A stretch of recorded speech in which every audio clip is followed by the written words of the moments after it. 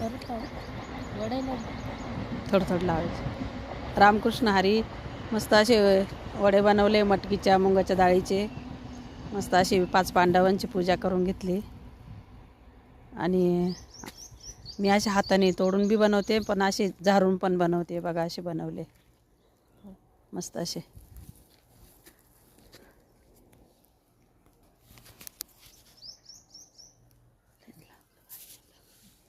तर असे बनवले वडे मस्त.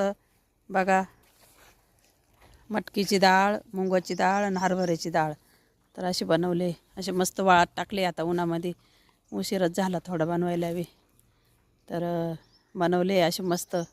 सांगा कोणाला लागले तर ऑर्डर करून, कमेंट करून सांगा कोणाला लागले तर. मस्त असे भिजून डाळीचे बनवते मी, कोरड्या पिठाचे नाही बनवत. म्हणजे लागले तर कोरड्या पिठाचे पण बनवून मिळतील, पण आता ही भिजून डाळीचे बनवले मी. बघा कसे वाटले सांगा कमेंट करून मला.